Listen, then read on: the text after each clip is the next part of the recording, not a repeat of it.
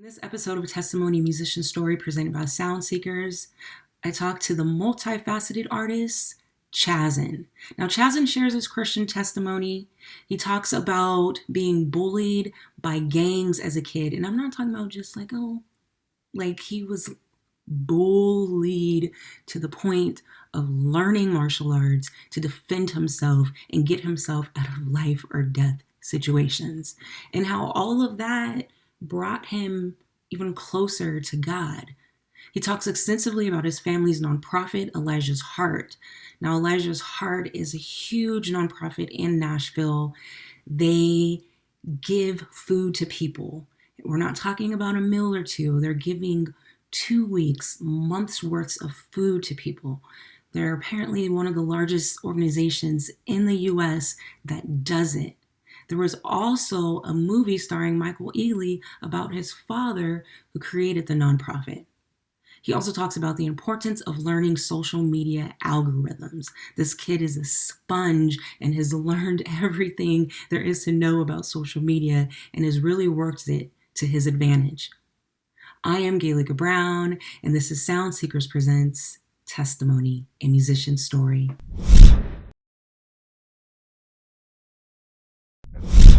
All right. Well, let's go ahead and start with your first music memory. My first music memory. Yes, whether it be a song, a music video, the first performance you saw, what's the first thing that you remember when it comes to music? Honestly, I remember, I, I believe I remember an old like Kirk Franklin song. Okay. My parents loved Kirk Franklin and Fred Hammond and those gospel legends back in the early '90s. And when I was 2, my grandmother put me on stage, and yeah, they would always say that I would jibber jabber the words to songs. Couldn't even really talk as good. Mm-hmm. They said I said hot because I was born in January, so by the time I was 6 months, it was hot. So they said I said hot, but the cool thing about it is I just love they always said I had that spunk, that spirit of worship, on stage. You know what I mean? So yeah, when I was 2, that was probably my yeah, I was other than hearing music and loving it at an early age. I remember being on stage at 2. And do you even remember what you did? Were you singing along to another song? What were you? Yeah, Okay. yeah, I was pretty much I can't remember the song because I was 2, but I have picked they have pictures of me on stage in church, and I did a couple songs. That's really all I can remember, really. Oh, But I have to get that picture because I get asked that a lot. you definitely have to get that picture and then recreate it. Yeah, Yeah. yeah, that's gonna be cool. I must do that. Okay. And so where were you born and raised at? Well, I grew up here in Nashville, Tennessee.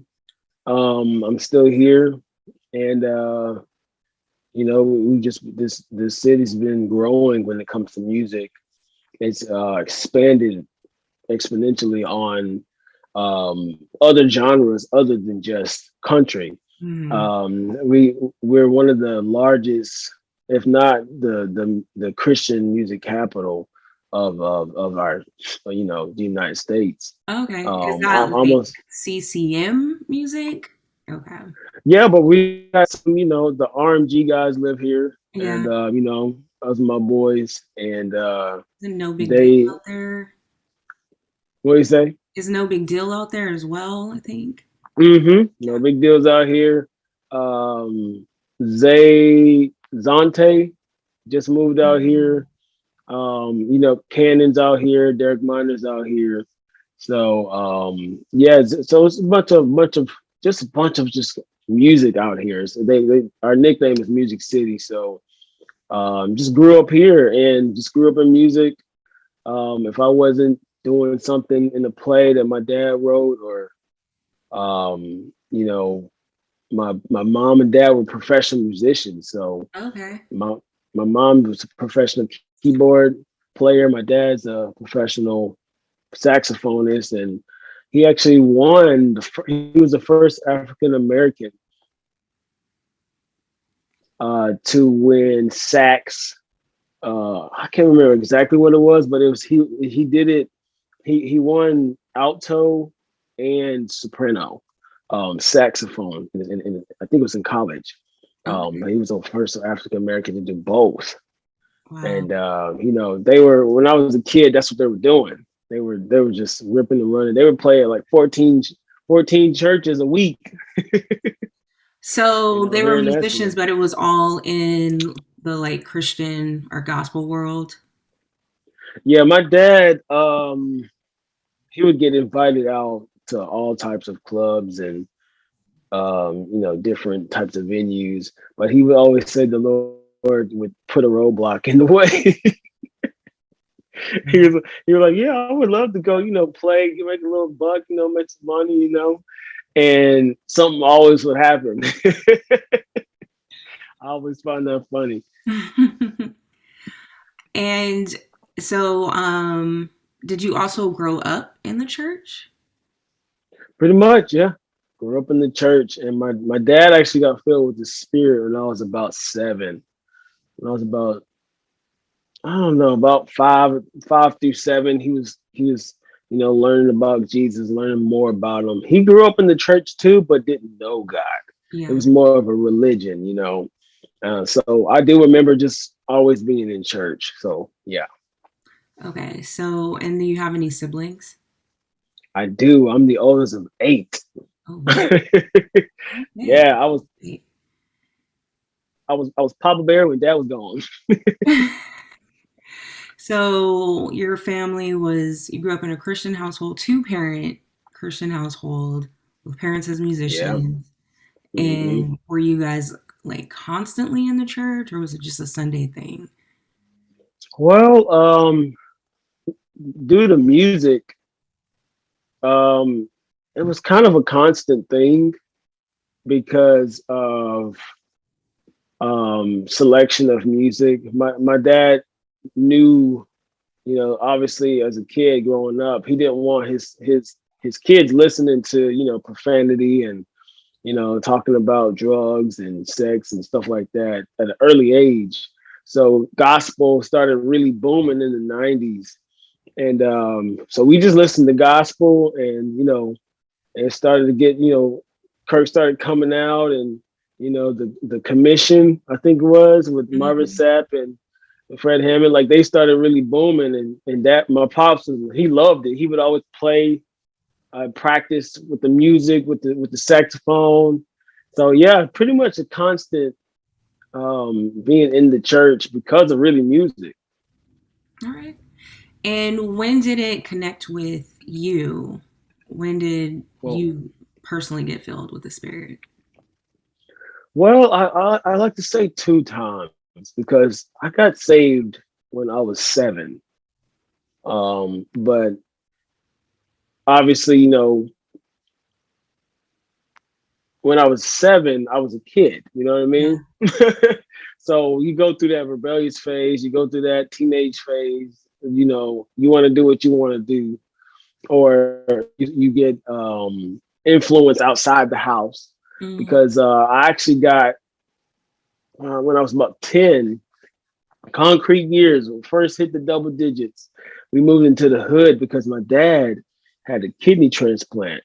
And he actually only has one kidney Okay. working. He has 3 kidneys, 2 failed, and one that saved his life. Wow. My dad, yeah, he actually has a movie called Unconditional about his true life story, played by Michal Ealy. Um, Wait, what? um, yeah, yeah, Did yeah. that come out like a while ago? Hmm.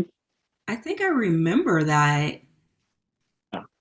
His son. Yeah, that's my pops. His name is Papa Joe Bradford, and Yeah, he has a full his true life story. It's called Unconditional, and you can watch it on YouTube. It's free. But Michael Ealy played my dad, and he did an excellent job. Pretty much everything you see when it comes to my dad is true in the real story. I So mean, how did he, what about his story, um, you know, spawned like a movie to be made about it? well, um, my dad tells this story where the producer and the director, millionaire guys, sat him down at lunch because we actually have a nonprofit called Elijah's Heart, and Okay. I've been doing that for 17 years, Mhm. since I was 10. So when we moved into the hood, I'll get to that story in a minute. We started actually giving back in the hood while we were in the hood. We had no means to even give Mm, because my dad had to get on disability, and his kidneys failed and we couldn't work. yeah. So we lived in the hood. $80 a month was the rent.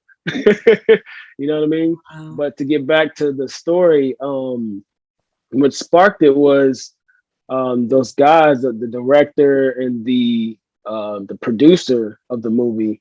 They were like, "We want to make a movie about you." As my dad's, he tells a story. They're eating a burger, and he takes a bite of the burger, juicy, greasy burger. And when they said, "I want to make a movie about your life story," he always says the grease stops. He takes a bite, the grease comes down, but the grease stopped. Like Tom froze when he said, "I want to make a movie about you." So that's kind of what happened. The guys respect, just our love for other people, Mm, especially our own people in our own backyard. We are partnered with a lot of people.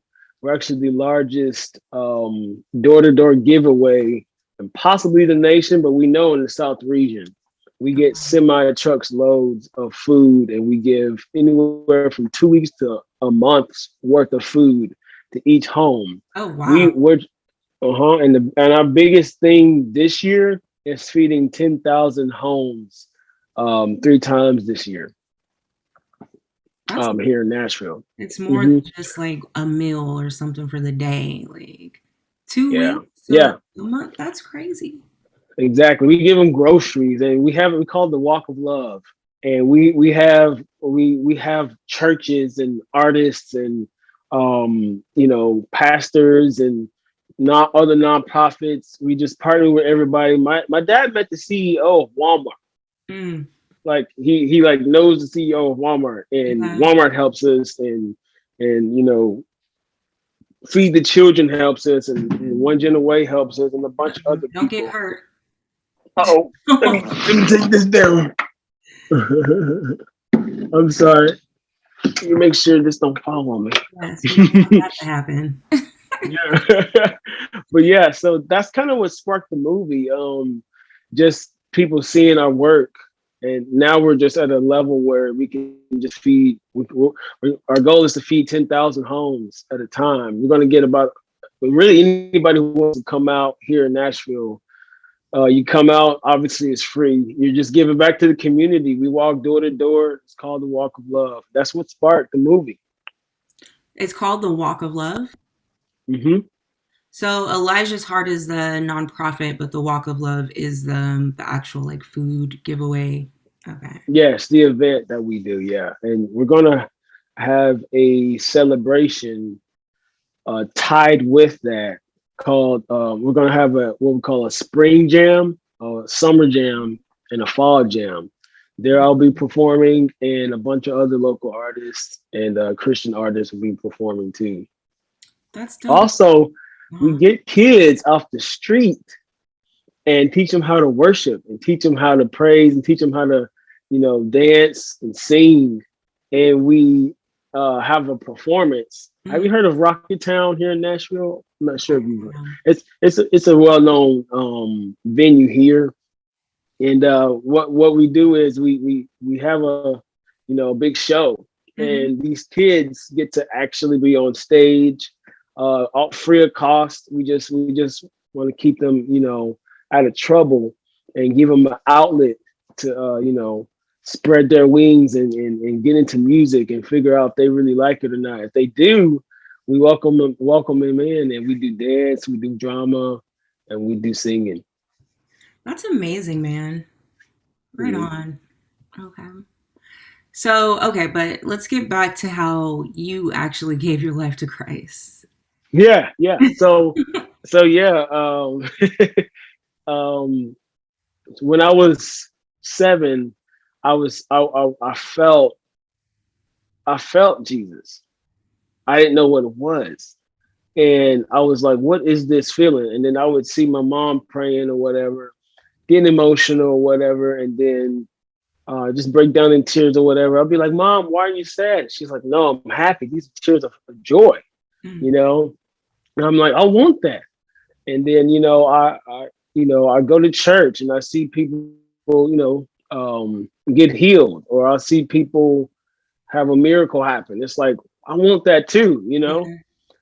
And then I found out it was Jesus, Holy Spirit, and just learning more about God. I was like, I want him in my heart. So that's what happened when I was 7. My mom basically walked me through the sinner's prayer, and we figured out. I mean, I figured out that um, Holy Spirit feels amazing. So at an early age, um, so when I was a teenager, moved into the hood, like I was saying, um, we that's where the contrasts were different, because towards that end of the old house that we were at before my dad, had to go get on disability. Um, I don't know, it was about a 3-year period where I was really like, yeah, I love Jesus. And then we could go into consecration, which basically we're just fasting from a bunch of, like, stuff we don't just want in our house. Just stuff that just, doesn't sit well with our heart. You know what I mean? Fasting from that type of stuff, just trying to get closer to God, learn more about God, daily devotionals, worshiping and all that good stuff. And we move with the same mindset. And now I'm in the hood. And at that time, it was the number one work. The number it was number one in murder rating, Mm. and there were shootouts all the time. Couple streets down, Bloods, Crips, G's everywhere. And as soon as I go outside, it's a huge contrast Hmm. of obviously Christian and Jesus and all this good stuff. Leave the house, step out the door, everybody's cussing, what I'm saying, prostitution and all types of stuff that Yeah. as a 10-year-old, I ain't never seen before. Yeah, yeah. Again, I'm the new guy, I'm trying to fit in, and I'm finding out the streets is a whole society. And you got to survive. You know what I mean? They just gonna chew you up. And I was always the shortest guy, so I had to fend for myself a lot. Yeah. I've been jumped multiple times, been attacked with knives, I've been held at gunpoint. Wow. I almost got jumped by about 40 dudes. A long story short, his brother, one of the head honchos of the Bloods, tried to, his little brother. We were playing football, just backyard football. It's little teenagers, and long story short, I'm sorry, my AirPods almost came out. Okay. Long long story short, he got mad at me. I gave him a good little hit. We're playing football, so tackle football, by the way. Yeah. So I hit him, and I'm like, got tackled. He fumbles. I get the touchdown. We're happy. Yay! Kids rushes me and he's 12 at the time. I'm 10 or 11. He tries to beat me up, and at that time, I was learning martial arts. Mm. So at that time, I was, YouTube was just getting big, so I was self-teaching myself with these online courses. Okay. So, yeah. So long story short, he didn't win. Next thing you know, the streets talk. So Yeah. I'm hearing so and so is looking for you, Chaz. So and so is looking for you, and I find out this kid's 16. Ooh. And I'm like 11, Yeah. 11, you know what I mean? Yeah. And this 16-year-old has been, he's been drug dealing, and he's been in the game for a minute. So he got a Hmm. bunch of goons with him. And I run into him, and there's 40 dudes. What? So long story, and one of them is a 19-year-old kid that literally played in the NFL. And my so that was so not to get into more detail. I don't know. Yeah. I don't, I'm gonna keep it PG. God got me out of that. And I mean, but we no, you can go detailed. You don't have to keep it PG because I gotta know how your little behind got out of that situation. Was it all YouTube martial arts skills that you did? Like what? well, okay. So, okay. So what happened was, my dad. So we lived on a hill, and the housing. I was at the bottom of this hill, and we were at the top of the hill, and the street kind of went up and wrapped around. It Okay. kind of did like this. So I'm at the bottom of the hill, and my house is way at the top, probably like 16 houses up. Hmm. And I see all these dudes rushing, like, you know what I mean? Like, so we're playing football, Yeah. having fun, as kids, and the blood start coming over. And I'm like, oh Lord, what is this? And then I recognize the dude that beat up. Uh, he was kind of like in the front, but his brother was in front of him. Hmm. Now, before this, I had ran into the brother, the oldest brother. He was like, "I'm gonna get you." And I'm like, I don't want no problems. Your Hmm. brother kind of attacked me, and he was like, I don't want to hear that. I'm gonna get you. Watch. Then I see him again. We're playing basketball. I beat his team in basketball 3 times, and he's pissed. But I leave before we get into a fight. Yeah. Well, this time he finds out that we're playing football again. They're rushing at me, and I'm like, oh Lord. So my guys, most of my dudes on my team left me. I'm sure. Like they we out. they they booked, and I only had like 5 dudes with me. And I tell 2 of my friends, "Yo, go get my dad." I run, and so they take off. They go get my dad. Again, it's like 16 houses up. By that time, they're I don't know. I would just say about 50, 100 yards away. All the dudes are on me, and I'm like, just backing up, just take it easy.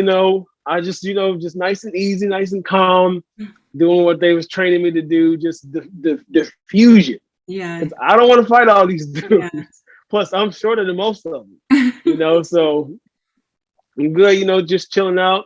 I see 2 dudes go. So we're on the back of the houses. So if these are the houses, Hmm. and this is the back of the house, 2 dudes went around the houses to get behind me. Wow. So long story short, because this is a really long story. So long story short, I'm backing up, and I feel this huge dude, like a wall, just stop me from walking. I'm like, what in the world? And I turn around, and I saw he was about 6'4", 19-year old grown teenager. Like, where you going? And I'm like, oh my goodness. And I just just out of instinct, I took his knee out. He falls, and I trip him in the process. And all the dudes are like, whoa. So they start getting up on me. They start Yeah. getting up on me more. And I'm like, no, no, no, stop, stop, stop. But every time I feel somebody, I take them down really quick. And I'm like, come on, I don't want to Boy. fight. Okay. Okay. You know what I mean? I'm just taking them down. Every time someone come at me, I'm just, get out the way. Yeah. Just chill. I don't want to fight. I don't want to fight. I remember looking back to see where my dad was coming. And I remember I turned away just briefly. I turned back around, and I see they're all in my face again. I'm like, oh Lord. So long story short, And this is probably 30 minute, just trying not to, just avoiding like getting jumped. Yeah. My dad, I hear footsteps and hollering, just hey, hey, and my dad's rushing full speed, and he's like hey, and I just see all the kids just like uh-oh, So your dad's Fat and Albert? hey. Nah, he's not fat apple. He's 5'6", 5'7", a buck 50. You know what I'm saying? But he has a very big voice. Mm-hmm. So you just see everyone like, what the heck? Who's that? Yeah. And I feel like because they were kids, because they were teenagers, that father figure, that grown man coming Mm-hmm. down full speed, kind of like deterred everything. Okay. Now, mind you, I'm praying. Yeah, of course. I'm 100% Of praying. course. I'm like, Lord, where the angels at? Lord, I love you, God. Where's my protection? Blood of Jesus, please cover me, get me out of this situation. You know what I mean? So my dad comes down. For some reason, they stop attacking me, and they're just like, they just leave. My Mm-hmm. dad's like, my dad, obviously he's like, you leave my son alone, back up, call the police on all of y'all. I know most of y'all, because at that time, we were getting kids off the streets, Mm-hmm. feeding people. We were teaching it. We were starting really a street choir Yeah. almost. We called it a unity choir. So my dad knew most of their moms and dads. So he's like, I know most of your moms and dads, blah blah blah blah. You know what I mean? Whoop de woo, and then they just leave.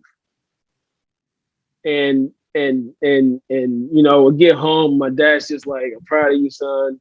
Whatever. But to wrap this up, that's what I had to deal with, from going from Christian, you know, trying to be good, trying to learn love, trying to learn unity, humility, purity, all of these traits of Jesus. And as soon as I step out the door, Yeah. game banging, what I'm saying, everything, just drugs, all that. So wrestling with that, my flesh was like, it's cool. Just dabble in this, just dabble in that. You know what I mean? And long story short, to that, I learned how to wrestle with my sin and wrestle and come back to Jesus. Like when I fall, I learned it's not the end of the world. At that time, um, the church was kind of like evolving to what it is today.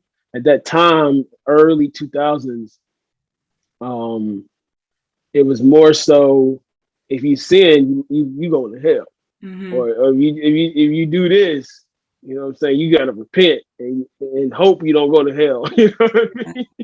So I'm thinking, oh man, dang, I might be going to hell now. So Jesus, I need you, I need you. You know what I mean?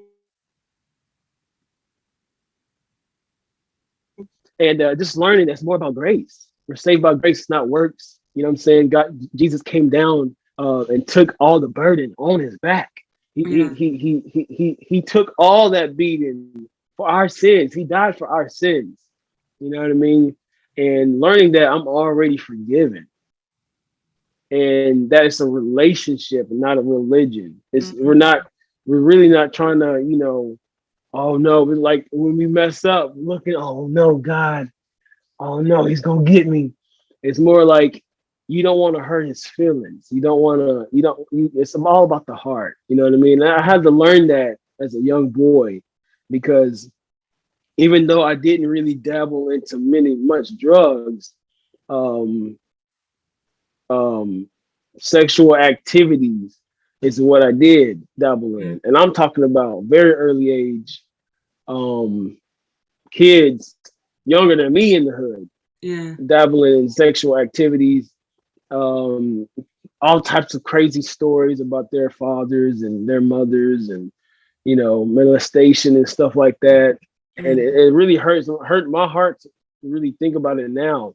Yeah. But but just being a product of your of your environment, it's normal. It's normal Mm-hmm. in those environments. You know what I Yeah. mean? So when we moved out of the hood, finally, I still had that residue. You know what I mean? Yeah. So just finding Jesus within um really hardwired, like the way people are wired. You know what I mean? Like Mm-hmm. people are wired certain. You know, they're raised a certain Mm-hmm. way. And my parents, and again, my parents, they were. I have excellent parents. I kept so much from my parents. And we have, because I'm an adult now, so we have talks like this all the time. Like Yeah. they'd be like, "What? You did what, Jazz?" They'd be like, "What?" And you know what I mean? I just kept so much because I knew my parents loved me so much that I didn't want to endanger them. Mm-hmm. Because you know, I was friends with drug lords and friends with you know, kingpins and stuff like that, and I did some jobs for them. You know Mm. what I mean? And you know, just if I would get threatened all the time. If you tell anybody, you're gonna kill your family. We know where you live. You know what I'm saying? We know. You know what I mean? So as a teenager, as a kid, it's just you're not telling your parents. If Yeah. someone's saying they come for your parents, you know what I mean? But Jesus kept me through all of that. No one can tell me God ain't real. I've been held at gunpoint many times and literally black out and everybody's on the ground. Mm-hmm. Like God is too real. You can't tell me God ain't real. I tell people this. I tell everybody Yeah. he's too real to even be questioned. You know what I mean? Right on. Yeah. So so to answer your question. I know it was pretty long, but that's kind of how I found Jesus. And to really hit the nail in the coffin. What really got me out of that, you know, lust of the eyes, lust of the flesh, was my daughter. My I had my girlfriend at the time. I got my girlfriend at the time pregnant, and we had been wrestling. You know, I known her since I was 10, Mm. and at the time I was like 18. You know what I mean, or 17, something like that. And and long story short, we were like, okay, we're gonna get right with God. You know, we're gonna focus on Jesus. You know, be better people. You know what I mean? And we would do that, but then because of us not really letting people know what was going on, excuse me, and the church shunning away so much of, you know, of our feelings. We didn't know at the time, but we were meant for each other. Like Yeah. I married, obviously, I married the mother of my daughter, and now we have 5 kids. Yeah. You know what I mean? But at that time, I strongly believe if we were taught right, certain things wouldn't happen. But Mm. again, I don't regret anything because God has a plan. He has a master plan. But when You you about to say say taught something? right, what do you mean in regards to being taught right? I Explain believe if about we that. were taught, yeah, I believe if we were taught, you know, it's not the end of the world if you fail, and sex is a good thing if it's done properly. Mm-hmm. Because the biggest thing as a young boy, as a young teenager, and growing up as trying to be a man, trying to learn what it means to be a man, a good man, a God. Mm-hmm. I have these hormones. I have these drives. I have these. You know, I want a partner, Mm-hmm. but I don't know. I don't know where to. I don't know what to do with that. Yeah. So the church is like, just bottle it up. We ain't gonna talk about it.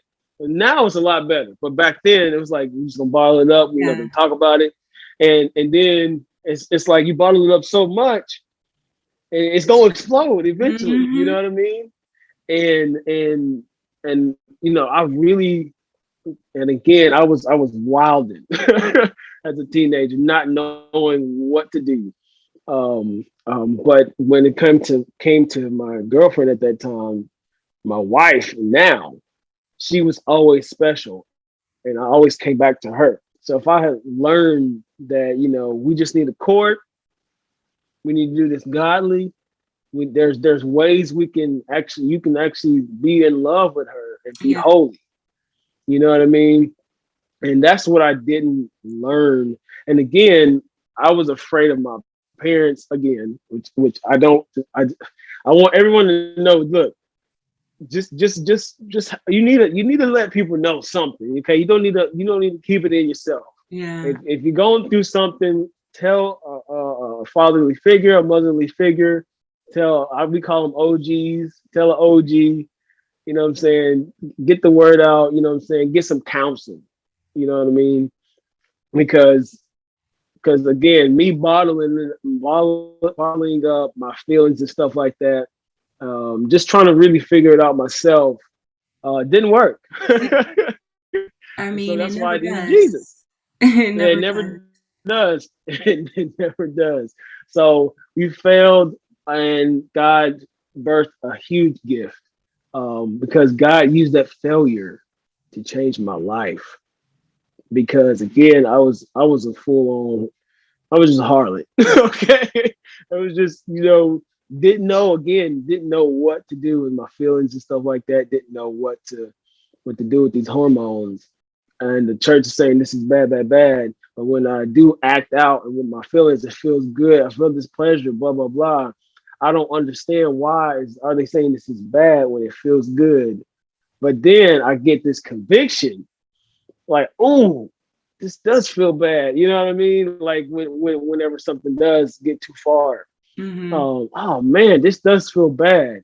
So I was just confused, and God used my daughter to spark a full on 180 turn, Mm. turn to Christ. I was like, first and foremost, I'm not going to be like my friends and some of my homies in the hood who get somebody pregnant and leave, or get somebody pregnant. It's like, I can't handle it. Oh no, I'm just not gonna deal with it. You know what I mean? Yeah. I never understood that. You know what I Hmm. mean? I never understood that, and I didn't want to be that guy. I wanted to be a good father. I wanted to be. I had a good example. My dad didn't have a good example, so he wanted to be a good father, and his dad left him on Christmas Day. Oh my gosh. Told Terrible. told my dad, I'll see you at Christmas. And sad story. My dad, he waited as a kid for a long time, thinking that his dad, because he waited till Christmas, didn't see him, and then he kept waiting after Christmas.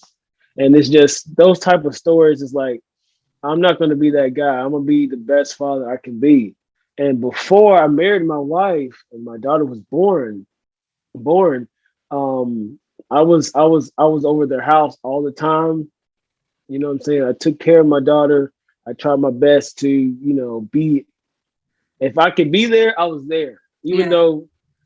though, at the time God didn't say she was my wife. So long story short, God comes to me and says, "This is your wife." And God uses that whole transformation to really just spark a strong foundation of purity and humility, and how to be a really godly man. You know what I mean? So when I do fail, I know I have a foundation to fall back on. So Right yeah, on. Okay. So you end up marrying her. So basically, during the pregnancy is pretty much when you gave your life to God as an yeah, adult. Okay. yeah, You guys yeah. get married and you end up having 5 kids total. You come from Hmm. 8. Are you trying to get to 8 or are you good with 5? Honestly, I have 4 boys. Again, I have God changed my life with my daughter. And since then, I had 4 kings. And honestly, I want another little girl. I'm a sucker for babies. I just have my son. His name is Darius Joshua, and he's little. He's in my arm. I don't know if you can hear him crying now, but he's tiny little baby, and I love babies. You know what I mean? So I don't have a number. Again, I don't like to put a cap on something like that I feel Hmm. God should have the control over. So yeah, I don't know. And how would you say God's presence looks like in your life personally, outside of music? That's good. Um, I would say ever present because as a martial artist, uh, we're taught to be one with whatever our goal is. And my goal is to get closer to God every day. So if that's my goal, I need to become one with God. I need to be one with the Holy Spirit. You know what I mean? I need to be in unity, and my union is holy. Hmm. I'm in a holy matrimony. So that union is one under God. So we're all one. So I would say that it's ever present in my current life. And have you since gone to an actual dojo and not YouTube dojo where you learned all your martial arts? Yes, I'm sorry, these daggone AirPods. Yes, I yes. So eventually, I did. I did go. I attended a bunch of schools actually, and I ended with this school called the um, Elite Martial Arts. I think is what it's called, Martial Arts Elite, something like that. But they had a bunch of martial arts in there, basically an MMA school, Hmm. mixed martial arts school, and we did grappling, we did striking, we did takedowns, self defense, weapons training. We learned Krav Maga, Taekwondo, kickboxing, Muay Thai, Jiu-Jitsu, Judo, all that stuff. So I got a black belt in now. I actually have 10 black belts. Okay. I'm a martial artist fanatic right now, and bunch of gold medals, bunch of world tournaments and championships, and beat a lot of the beat a lot of famous UFC fighters, Bellator fighters in these tournaments. So yeah, I actually teach now. So Okay. Right on. Got a lot going mm, on.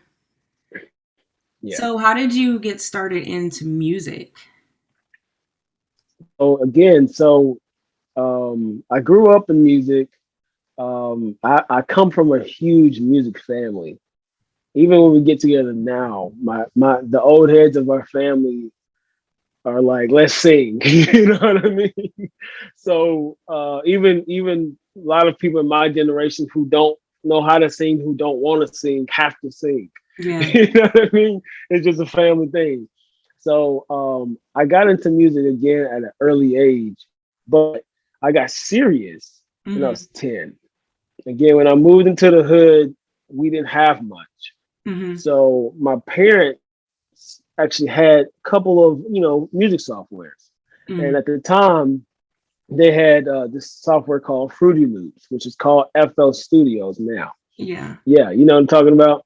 Know about Fruity So Loops. Yeah. yeah. So I had Fruity Loops 3 like that. Like one of the earliest oldest ones on an old computer. But when again we couldn't afford video games and I might have had the Sega Genesis, but as a kid growing up, we didn't have cable. We only had local channels. So again, not having much, music was always there. So I got serious when I was 10. And I had my first professional gig when I was 14 and started interning around 14, 15. Being in the studio and So, learning what how to. started off producing then? What was- Yeah, I actually started. Yeah, well, technically, no. When I was a kid, I went through music theory. Classically trained. I played keyboard. I learned piano at an early age. Okay. At 10, I learned drums. 12, I picked up the guitar, and 16, I picked up the bass. Okay. And every now and then I'll dibble and dabble with just random instruments like woodwind, brass, just random stuff. But my primaries are guitar, keyboard, bass. I'm looking at them right now. I'm sorry, but and drums. Okay. So again, I started to get serious when I was 10. And by the age of 14, it was like, okay, I can actually make money off this. I can Yeah. actually make a living. I don't have to have a 9 to 5. I don't have to, Mhm. do a job I don't really love just to get by, really. You know what I mean? So yeah, hope Alright. that answers your question. No, it did. So, and then does that mean you were pretty much always making Christian music since you grew up I'm sorry, Christian? what? Were you always making Christian music then? Pretty much, yeah. Pretty much, yeah. Always with the focus of honoring God, and worshiping Him in everything you do, even if you're not saying Jesus. You're honoring Him in everything you do, and by honoring Him, you don't want to do something that He doesn't like, Hmm. and then say, this is. I don't believe you should do something that God don't like, and then say, God, this is for you. Yeah. That don't make sense to me. Um, it's good to thank God, but you can't be like, this is for you, God. I love all these drugs. I love all the drugs. It Mhm. don't really make sense. You know what I mean? But I was tempted, obviously, to go secular multiple times. I've had multiple deals just laid. Here you go. You can, if you do this, that, and the other, we give $1 million. You know what I'm Yeah. saying? And it's like you're really like giving away a lot of rights, giving away a lot of your heart, a lot of your soul, just to um, be on a contract, or just to be on a label, or be secular, really, Hmm. to be hot. So yeah. Okay. And I mean, your social media game is like on point in marketing. Like, where is that all you? Do you have a team? Like, how does this come about? It's all me. I literally I'm a research nut. I research all the time, and people view me as a sponge. They call me a sponge because ever since I was a kid, I love to learn, Hmm. but it has to be something that I love. In school, I wasn't. I was really good at things I loved in school, but like say English for instance. I know English. I know how to talk. I'm not going to be teaching English. So I don't feel like, if I don't feel like doing it, it's like, I'm all right. Yeah. But when it comes to learning, I love to learn. So I've done so much research in marketing and social media and all the outlets and all of the different like algorithms and stuff like that. And I'm learning more and willing to learn more. Yeah. I view myself as a sponge. I don't believe you can learn too much. You know what I mean? And to flip that to the Christian scope, I don't believe you can be too close to God. Yeah. You know what I mean? I don't feel like you ever made it, Yeah. because heaven is when you made it. Heaven is the holy of holies. Like that's when you're literally 100% God's presence. Hmm. I don't even think our physical bodies can even handle God's 100% presence. You Yeah. know what I mean? We can't look at him. So, Yeah, yeah. you know what I mean.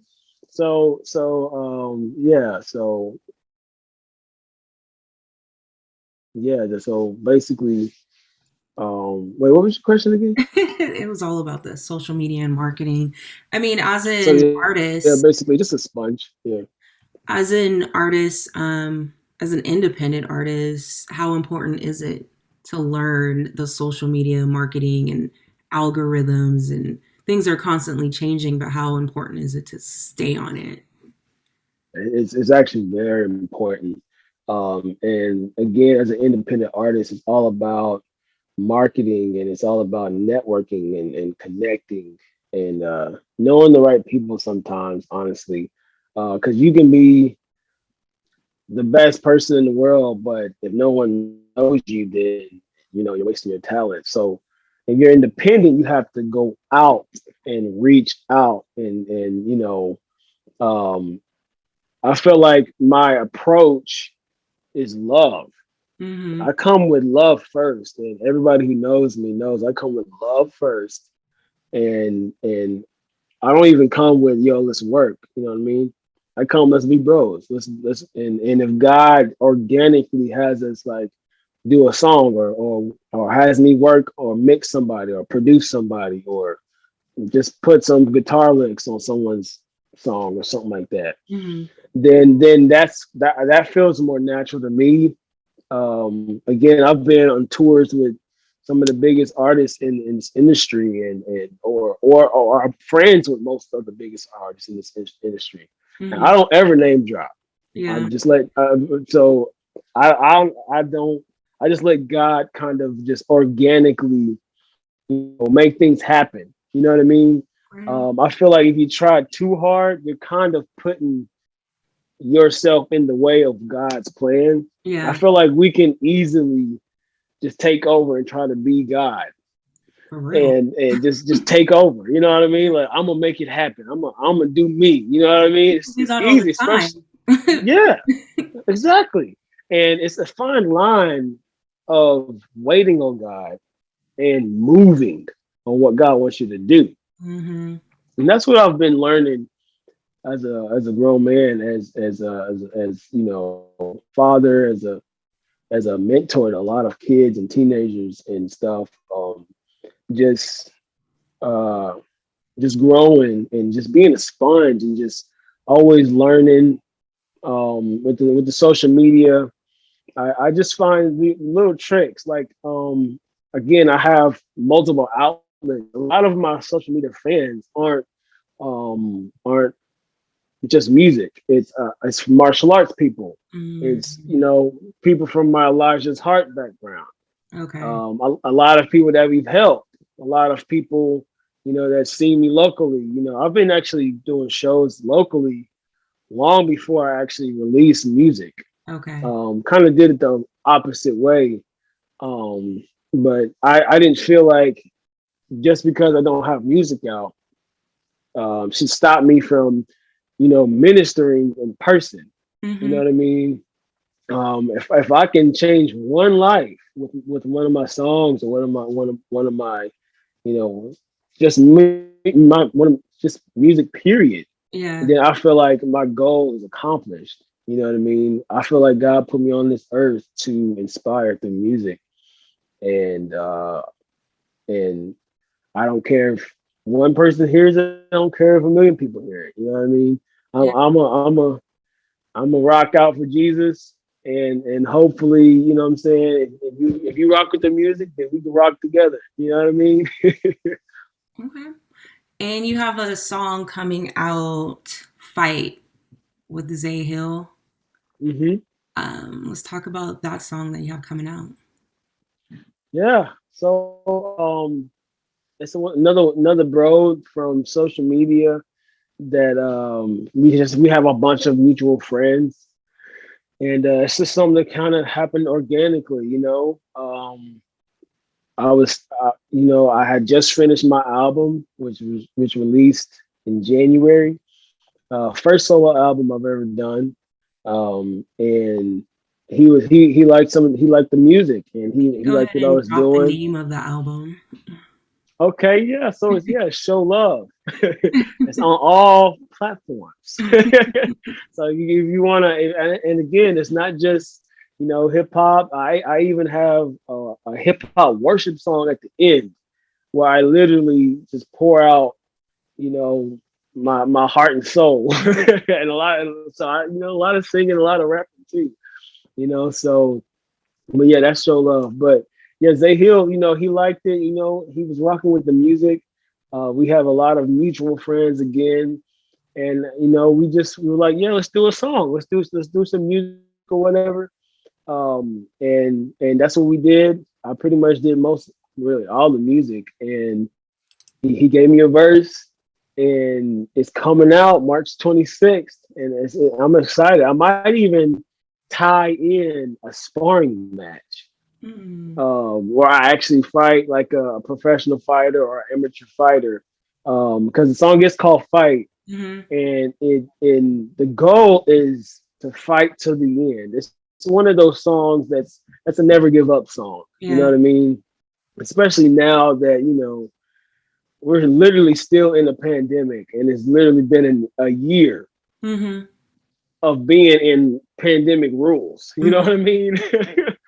and and people are down and out. And again, I just feel like God uses God wants to use me, and obviously he does other people too. But my goal is to inspire people through my music. So it's a banger, but it also has a message too. And the message is to fight to the end. Don't quit. No matter what's going on around you, there's always light at the end of the tunnel. You know what I mean? Okay. And then you have Spar, which is your brand name. Yeah, so yeah, I literally just started that, and it's in the works. I kind of just put a little teaser, Mm-hmm. and hopefully I'm gonna get a bunch of people with me, and we're gonna start shooting out merch and doing a bunch of promo vids, and we're gonna really get the ball rolling this year. So, I mean, do you want to tell us more about what exactly Spar is? What's the brand? What it all encompasses? Well, yeah, it's Spar. So the goal behind Spar, again, I'm a martial artist, Mm-hmm. and it ties kind of into my song "Fight," where it's a group. We used to call it Spar Nation, Spar Gang, whatever, but it's a group of anomalies Mm-hmm. that and just something, an outlet that people can tie to if you tie yourself to it or feel connected to it, Mm-hmm. where we're literally sparring in life, and we're sparring, we're wrestling with certain things. We all wrestle with our own things, and the goal is to inspire people through whatever their hardships are, whatever their you know people are dying and left and right from COVID and other things. And I recently just lost my grandmother, Mm. um, my dad's mom. So Sorry. around my birthday, I actually had COVID. I couldn't even go to the funeral. Mm. So it was tough. And I believe God gives me these songs. And God actually inspires me through my own music. I know that I don't want to sound prideful or anything like Yeah. that. But when I listen back to what I believe God gives me to help other people, it actually helps me too. And I'm not trying to get anybody else to tie themselves to that I'm not tying myself to. You know what I mean? I'm not a hypocrite. I believe in everything that I'm teaching. You Mm. know what I mean? So that's pretty much Spar. You know. All right. Wait, I'm Hmm. sorry. My grandma she's actually here. Hold on. Okay. What? I'm trying to do this interview. Uh-huh. Just trying to like 15 more minutes, okay? I'm sorry. Hold on. Be right You back. good? You good?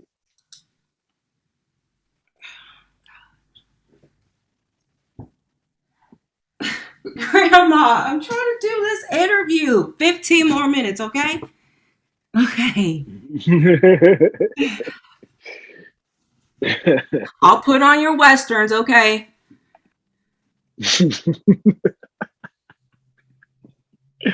That's awesome. You got my westerns on? What? You got wide earp on. How come this screen looks so funny? Wide earp look a little dark. Where my glasses? You got where my why? Why you look so Hello, low, Grandma. Why? Who this? What's wrong with this TV? Girl, what's wrong with this? Hello? Hey, hey, I'm Hello? on a horse, Grandma. I'm on a horse. You sure is a funny looking wide earp. Who is you, child? Hello? My name is Chaz, ma'am. My name Chad. is Mr. Chaz. Yes, ma'am. Chazn. My name is Mr. Chaz. I just forgot my cowboy hat. Okay, Chaz. And what, Mm-hmm. what, what you doing talking to my grandbaby, huh? Excuse me, man. What'd you say? What you doing talking to my grandbaby? Who is you? Well, see, see, ma'am. I'm a music artist that loves Jesus, Oh, you and love Jesus. You love the Lord. Okay. And you make music? What kind of music you make? I make inspirational music, hip hop, worship, Hip whatever you like, ma'am. hip hop. What? I mean, I Yes, I ma'am. got my hip replaced a few years back. I can't hop though. Can't hop with this hip. Who? I mean, I don't understand what is this hip hop? It's kind of like the number one. It's just the number one genre right now. Oh, That you know, that rap stuff. yeah. Back It's in like my day. Okay, yeah. We used to yeah. It's just like call it scatting. Y'all oh kids yeah. try to come up with new names for old stuff, but it was just scatting. Oh, you going what scatting? You gonna show us what scatting is? No, I don't know how to scat. Never said I could scat. I was about the hymns, the hymnals. Nothing about them You ever hear somebody? scatting. You ain't hear But nobody you scat? scat? Can you do a little skitty scat for me? Oh Lord, I gotta have some music with it, but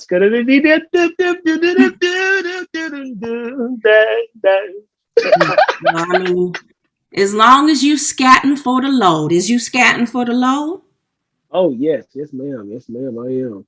Okay, that's all that matters. So you Yes, scatting for the yes, load, and you telling other people about the load. You ain't just holding the load in for yourself. yes, All right. yes. Well, I don't know what's going on. Where my grandbaby? What is her name? You girl. What gay liquor? Gay liquor. Huh? Let me Hmm. get gay liquor back up on here and put on my westerns for real. Yes, ma'am. It was nice to meet you. You too, baby. All right, you be blessed.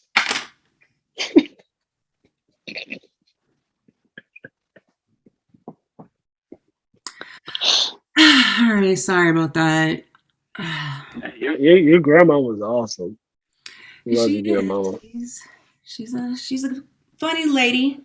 Knows the Lord well. That's good. That's good. So, how would you say God's presence looks like in your life musically? ah, I always believe there can be room for improvement. So, um, if I were to rate it, I would say about an 8 or 9. I would never give myself a 10, but my goal is to be a 10. My goal is to, you know, every song I do, somebody has an attachment, someone has, feels, basically captures what I want them to hear, what I want them to connect with. And even if you don't believe in God, I want you to at least feel Him. I want you to feel Jesus in my music to where you're like, okay, I don't believe in God, but what am I feeling? Mm-hmm. Leaving me that leaving me that door, like, yo, I can let you know what you're feeling if you wanna hear, if you wanna listen. That thing you're feeling is called the Holy Spirit. And when we worship, we're bringing down the kingdom of heaven. And you want to talk more about it, you can talk more about it. You know what I mean? So that's my goal. So I would say about a 9. Say about a 9. Okay. And now that you've gone through this whole interview, who would you like to see me interview? Oh, um, I mean, you interviewed a lot of people. I would like to see you interview. Have you? Wait, did you interview the bro? Well, I guess you did interview Cannon. It's Um, been a while. Do you need to do another recent canon? But I have, yeah. yeah. He recently just chopped off his hair. That's right. I remember. He couldn't keep up with his bro. You know what I Okay. mean? He couldn't keep up, so he was like, "I gotta chop it off." but I don't know. No, I mean, uh, I'm trying to think of someone that will really answer their phone. I'm That's trying to help you out. actually trying to get a hold of the artist. Yeah, Yeah, let me think. Have you done Derek yet? Derek a Minor? long time ago. I kind of need to do like an RMG refresh. I did Byron Juwan last year, Okay, yeah. but like all Uh-huh. the Derek Miners and the Cannons, it's been a while. Yeah. Yeah, okay. What about have you done John Keith? I did do. Yeah. Dang, girl. Have you done uh I know somebody probably have not done. His name is Aaron Dews.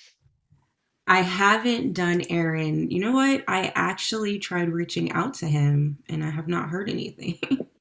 And these artists, I'm sorry. I try to be set apart. I try to be set apart because don't nobody really be answering their phone. I got a lot of numbers that they don't be answering, and then they be hitting me up. Yo, Chaz, where you at? And I'm like, I ain't see this. I'm sorry, but I'm trying to be set apart. Well, I I appreciate understand. you. I I appreciate you, understand. but I will take your suggestions. Aaron Dews, I will Yeah, try Aaron even Dews. Yeah, harder. Be like, yeah, yeah, yeah. recommended. Will you actually answer? Come on, yeah, come on, come on. Get Aaron on here, man. He's a good dude. He's funny too. So yeah, get Aaron on here. Is he out in your area in Nashville? hmm Okay. Yeah. hmm He's out here. With the COVID, I've been trying to link up with him, but COVID and lack of communication. Yeah. But he's been working too, as well as me. But yeah, he's out here. He's out here in Nashville too. Just trying to grow his brand, and him and his dad got something going on. It's pretty cool. Like a studio gig or something like that. But he's posting on it. But yeah, Aaron Dews would be pretty good on here. He's funny, man. He's got a good story. All right. Well, I thank you for taking the time to sit down and talk with me. Thank you. Thank you for having me. Yeah. You're Enjoy awesome, the rest and of your your grandmother is even more awesome. Thank you for allowing me to play with that. Trying something new. So you're the first person I tried that with. Hey, I'm number one. Yeah. Yeah. You seem like you I have love the personality to comedy. where I can experiment with that. So Oh yeah, oh yeah, oh yeah, for sure, for sure. I love comedy. I come from a play background. My dad wrote plays, like I told you. that's So right. we You did a mentioned that at the top. I wanted to ask about that. Okay. yeah, we did a whole bunch of comedy stuff, and eventually I do want to dibble and dabble in some acting on down the road. Hey, what's up? Thank you. Thank you for listening to the show. Thank you for watching the show. However, you consume us, thank you. Please subscribe to the show. And if you really enjoy the content, please leave a review. It really does help with the ranking of the show. And if you want to go an extra mile, share the show, share this episode. And for all things testimony, visit testimonystories.com. Until next time, I'm Gilika Brown, the music lover constantly seeking positive music.